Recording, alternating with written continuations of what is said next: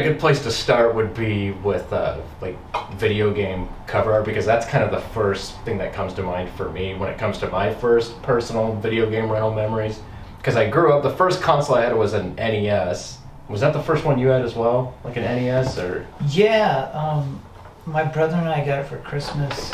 Okay. Between like 90, 92. So kind of at the end of its like lifespan, I guess, because Super Nintendo and Sega were out by then, right? Like Sega Master System was out first, wasn't it? Or no, I think Sega came out in like 91. I know Super Nintendo came out in 91. Did, yeah. Genesis came out in 90, I believe. That's right, yeah. I think you're right.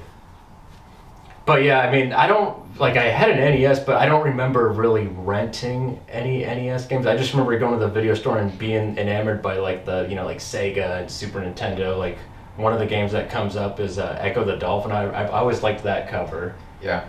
And then like Star Fox on Super Nintendo, that one always stood out. And it was just funny too how a game cover could trick you sometimes. It could make you think it's going to be a good game, but like Goonies 2 on NES, that's like one of the worst fucking games of all time. And that's funny because some people think really it's great, gung-ho about it. And I don't know. I mean, maybe I was just in a bad state of mind the first time I played it, but from what I remember, I just remember being disappointed. It looks pretty garbage. Yeah. And like you have to know too much to get into it. Right, yeah. It's definitely a very involved game, but not involved in a way where it could be fun. I mean, like Zelda is like a very involved game, I want to say, but like that's actually fun, and the music and everything. Mm-hmm. So did you guys ever remember renting video game consoles? Because I know we talked about it briefly. I never did, but I always like, you'd see at like Hollywood Video, you'd see like these like plastic like little briefcases, and I always wondered what they were. And then one kid at school, like in elementary school, he was like, yeah, you can rent that stuff.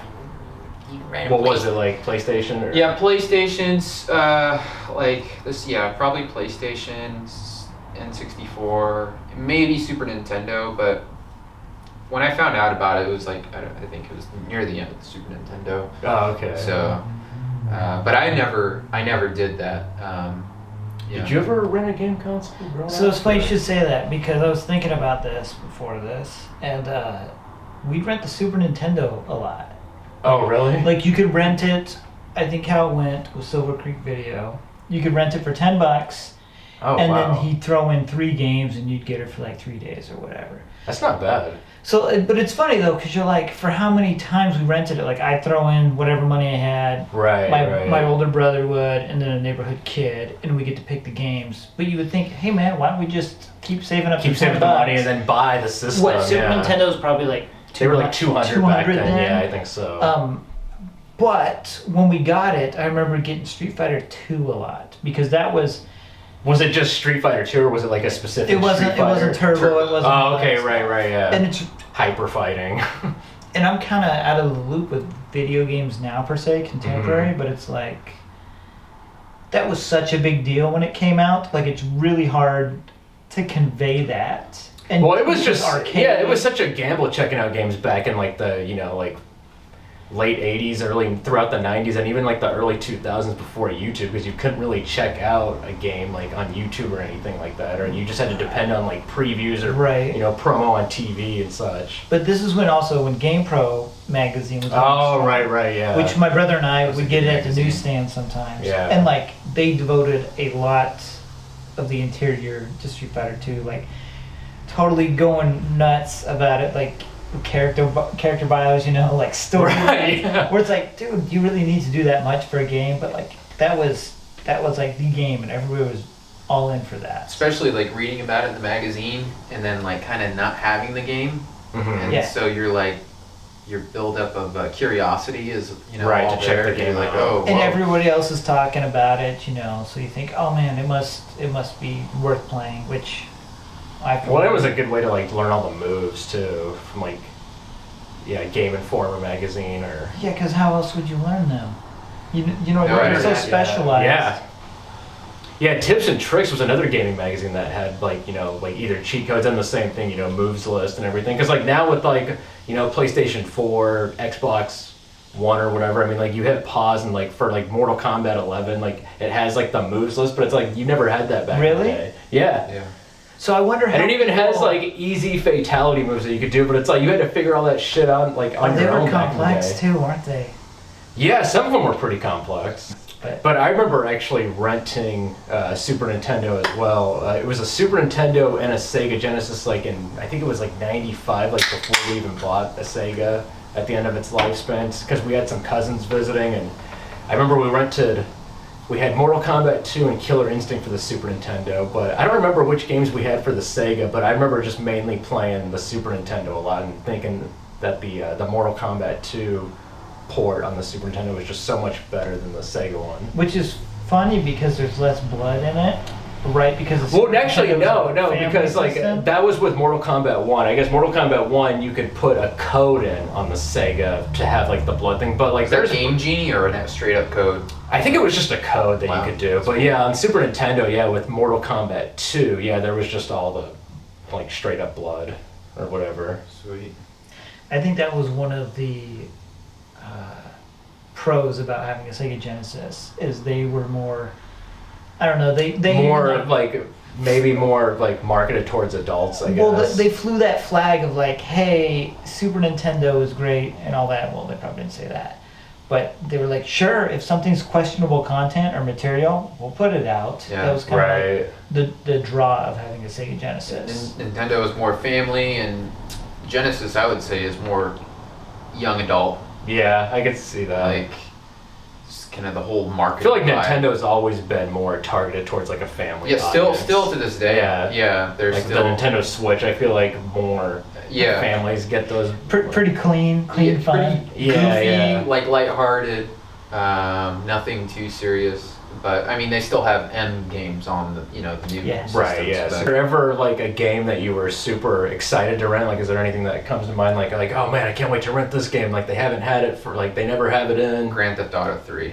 Nice. I mean, I rented games way before that, but that was like the first game that like everybody who had that game system was a big deal when it came out. Was just like ape shit. That or maybe Driver. But I had Driver, the first one, and then the first Driver's good. I remember playing that as well as a kid. Which they're kind of similar, Driver and Grand Theft Auto 3. Yeah, open world. It was like the first open world type games, I guess, like of that caliber. Yeah, when Driver 1 came out, it was like it was like, okay, I got a car and I can just drive around a city. And then Driver 2, right? You can get out of the car. Driver 2, yeah, you can actually get out of the car, and if you see a car you like, you can get in that car. And then there's the cities were bigger. There's multiple cities. You couldn't shoot people, but it was. Just overall like realistic like driving physics too, from what I remember. Like, did you ever play the Driver games much or PlayStation? I might have done like a sample of it with PlayStation 1. Wasn't it PlayStation 1? Yeah, PlayStation.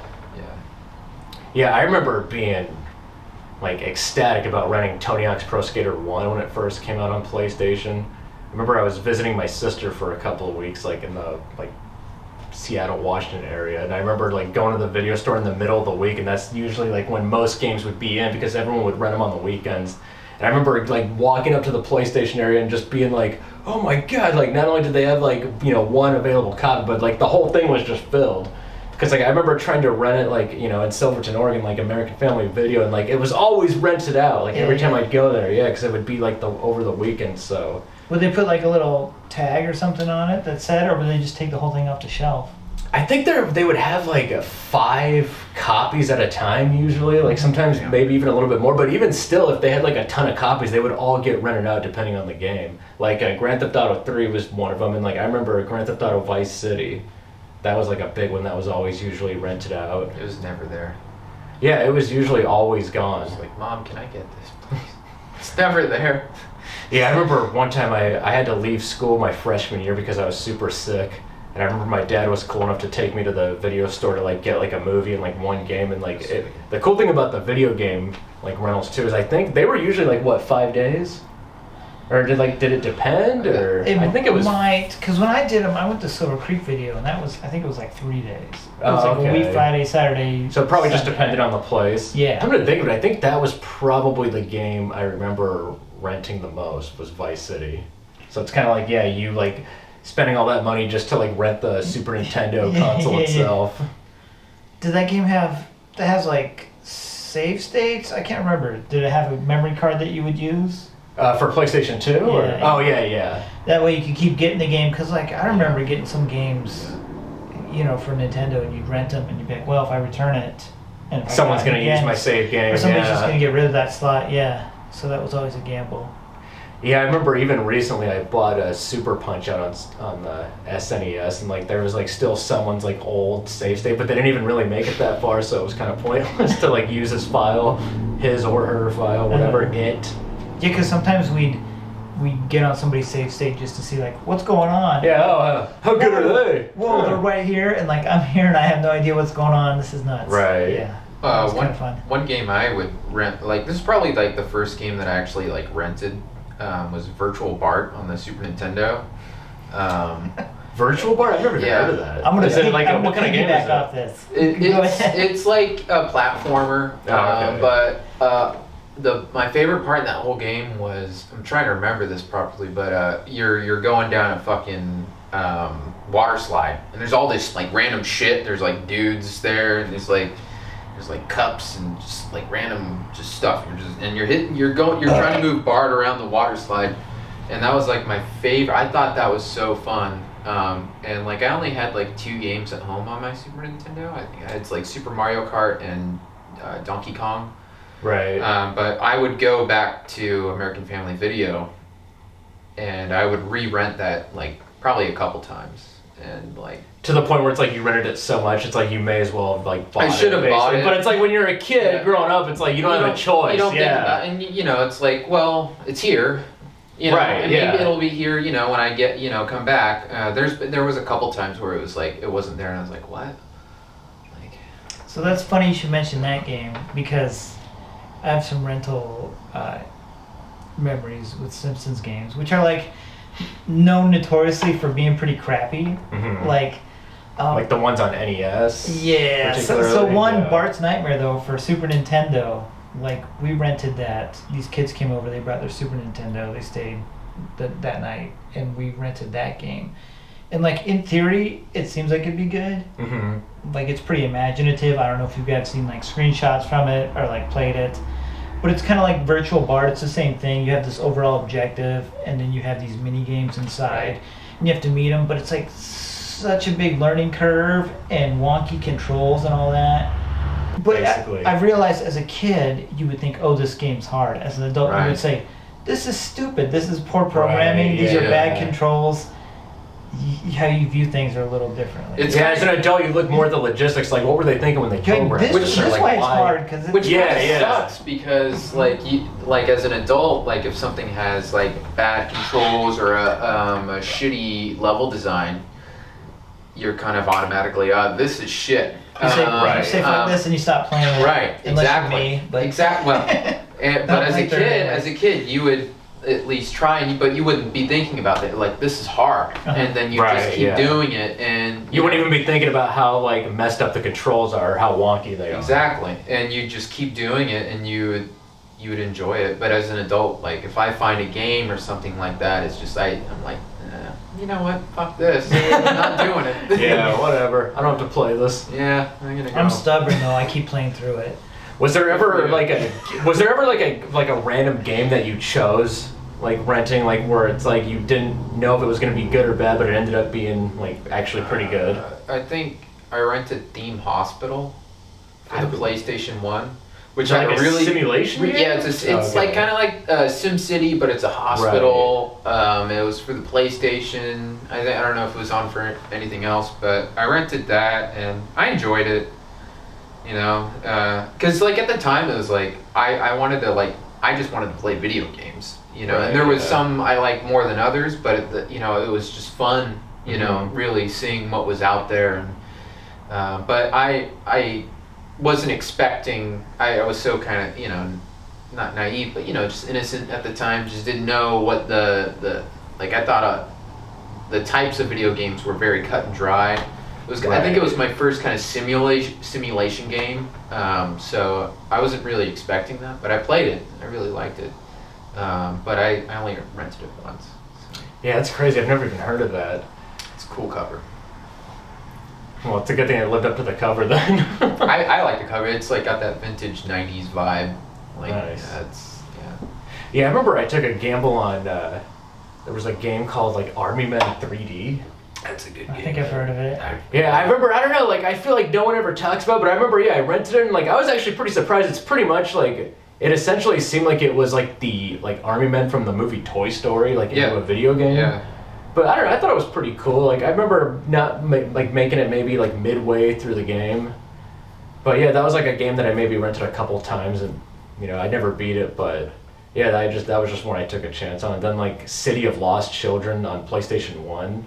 Like apparently that's worth a lot of money now. Like I think it's like somewhere around like $200. Is that Could be less. Is that a movie? Is that based on a movie? They did make a movie in 1995 of that, but I don't even know if it's based off the movie. It could be because from what I remember, the storylines do seem similar, so it could be. But I just remember it was kind of a creepy game too. But yeah, that one was I'll have pretty to look cool. Into that.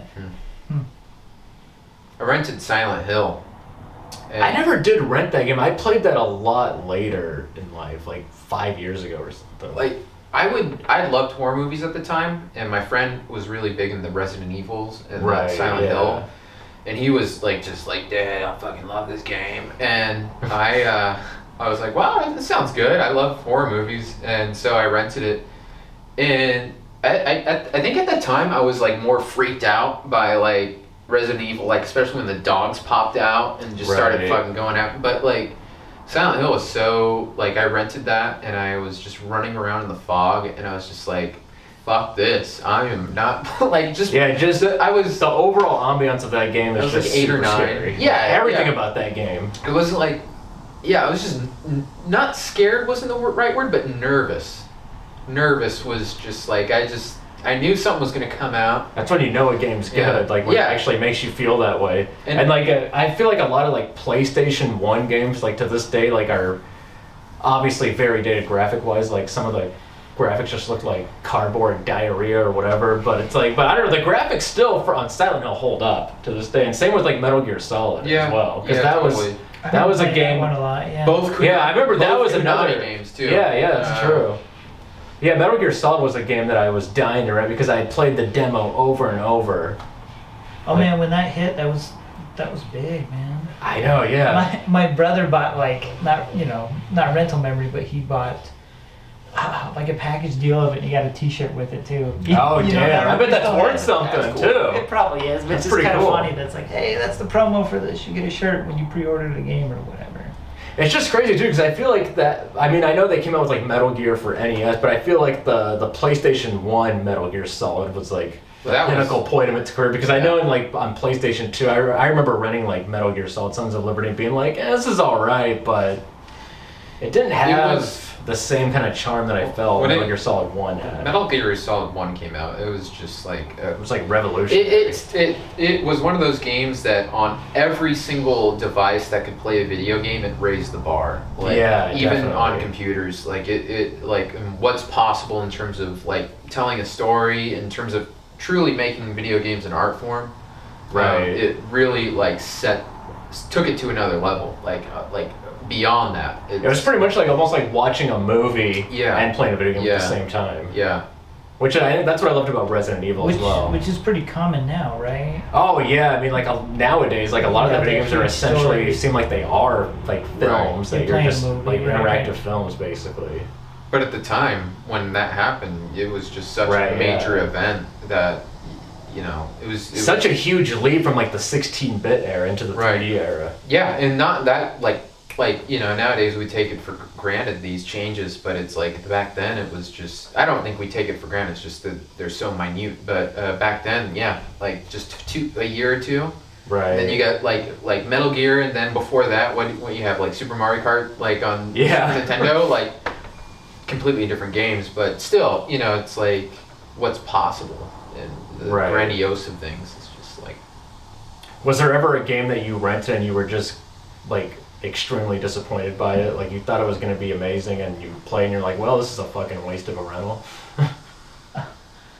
I was thinking about this one, another Simpsons one, Bartman Meet the Radioactive Man. What was that on? Was that? That was Nintendo. Oh, NES. Acclaim, Simpsons. It's like okay. those two things. Sometimes Acclaim's not that bad. But I just remember. I think Acclaim did NBA Jam, but anyway, sorry. And again, one of those things where it's like, you're just like, man, this game's hard. And I think we almost beat it all the way through when we rented. Then we had to return it. And then I remember playing it on an emulator years later. And it's like, no, it's the game. It's not me. Wonky controls, blind jumps. The box art seemed okay. You know, it was Simpsons. That's when Simpsons was a hot commodity. Now Simpsons. 90s Simpsons was the best. Now Simpsons is just like an institution. You just take it for pretty granted. much. Yeah. But then it was like, whoa, hey, this is revolutionary. And then the games were always a letdown. But we played them anyways. Right. Yeah. But there's nostalgia there. So I remember that one being hard. It's when something's that difficult, it's just a letdown. There should be some kind of learning curve when you're playing a game, but when it's just unfair and ridiculous. Yeah, it just kind of takes the complete, like, overall necessity of the game, which should be some joy. Uh-huh. So, I mean, what about you? If I'm Parappa the Rapper, Oh, really? You don't like that game? well, so I was 9 years old, 8 years old. Right. And, like, I would go to the store, or the video store, or rental place, and I'd look at the covers, and, like, I like the art of that. Like, I like the look of the cover, and, you know, that's kind of what I'd be interested in, just the art. And I got it home, and I was just I put it on, and I was like, okay, you were just like, press I these regret buttons. this. I was just like a kid. I wanted to actually run around as the thing on the cover. Right. You know what I mean? Yeah. And I didn't want to just like be like. Isn't there like patterns and stuff? Yeah, it's kind of like It's like a Revolution. music rhythm game. It's Because I remember playing the demo. Yeah. Oh yeah, that demo. And I know that game has a huge cult following, and it's like a very, it's a very historical game in terms of. How many levels are in that? There's not a lot. I think there's like, I mean, I actually bought it not too long ago because it was available on the PlayStation Network store for like $5. Okay. I think there's maybe like 7 or 8, but like Yeah, I didn't think it was that many. But it gets pretty hard. I made it to like 4 and I couldn't make it past 4, but I was like, I don't really feel like putting any more time into this game. I just bought it for nostalgic purposes because I never rented it, but yeah, I remember playing the demo quite a bit. Yeah. Demos were fun back then. Yeah, but it's cool that they could do that because with Nintendo, you couldn't. There's no feasible, marketable way to have a demo in a cartridge. Right, yeah, I think that's what was cool about PlayStation is like the demo disc, and they would come with like Game Informer or Game Pro or magazine. Sony had their own magazine also where they had the jam packs for the Yeah. And then when you got your console, it also came with the demo disc. And I think that's what the Parappa the Rapper. Yeah, Parappa the Rapper was on the one that I had, and then like Intelligent Cube. That was a great game. I like that. That was fun. Yeah, that was a good game. It's worth it. Actually, it's not worth that much anymore now that it's on like the PlayStation Mini. Like it used to be like $100 game. Now I think it's like back to like $25-$30.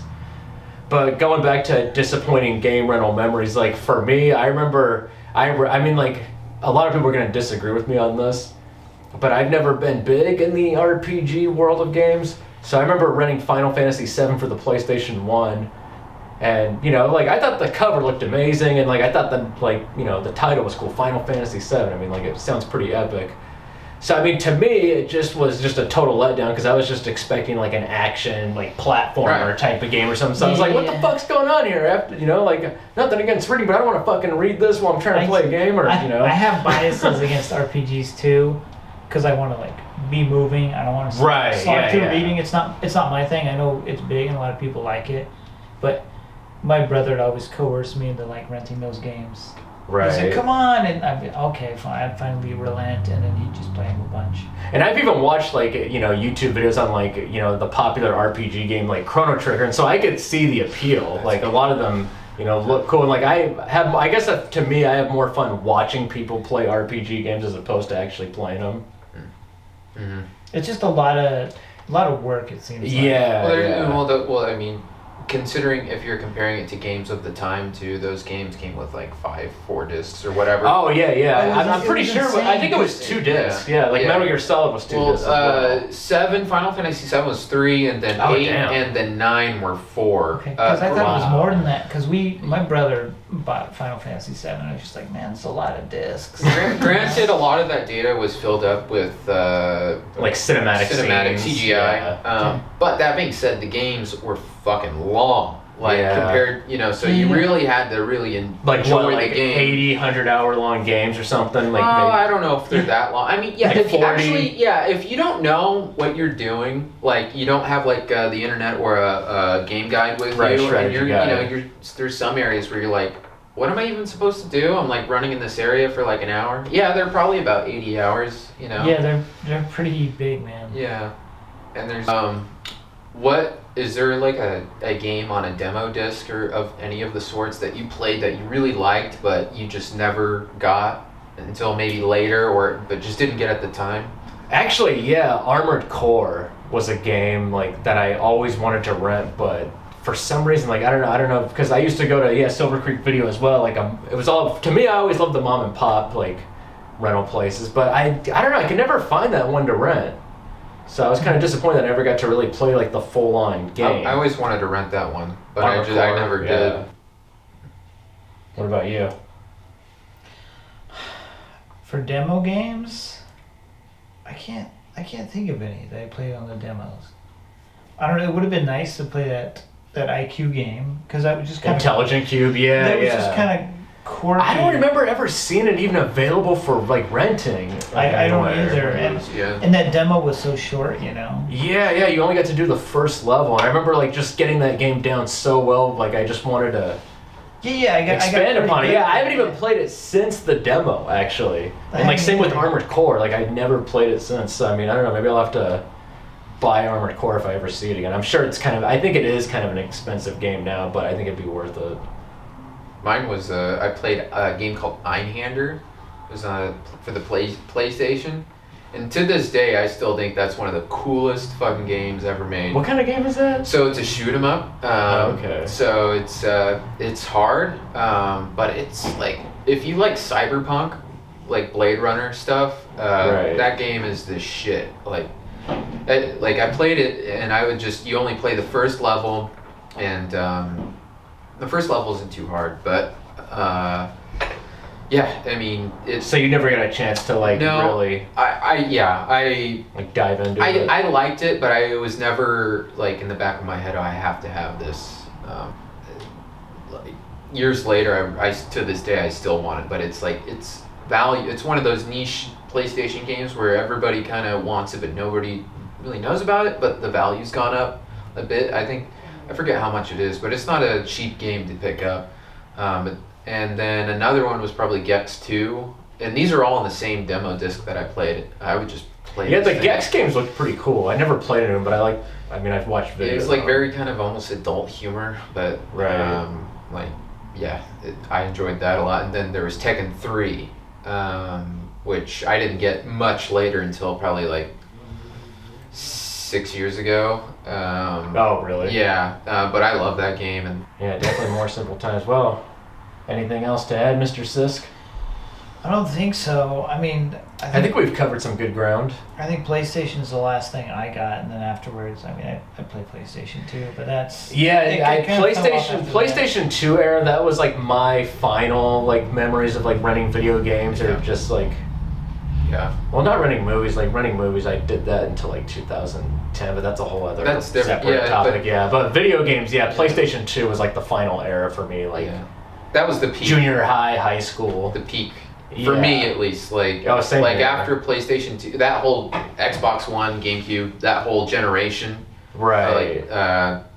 After that, once it entered the PlayStation 3, Xbox 360 generation, I kind of like just fell off the wagon with gaming in general for a long time. Same here. Yeah. With the exception of a couple PC games, but after that, console gaming, it just, not to sound bitter or elitist, but to me, it like lost its charm. Lost a lot of charm, I agree. It's, and I think it's bounced back since, that dip, but it's, Yeah, as Traveling Robert would say, hey, you know, it is what it is. Alright, anyways, like we say in the business, if you like what you see, hit the like and subscribe button. Hail Satan. Hail Satan. Diarrhea. Rob Zombie. Trump, Biden, Corona diarrhea, 420, Megan Fox. Probably doesn't look as hot in the daylight. Laxatives. Laxative. Yeah.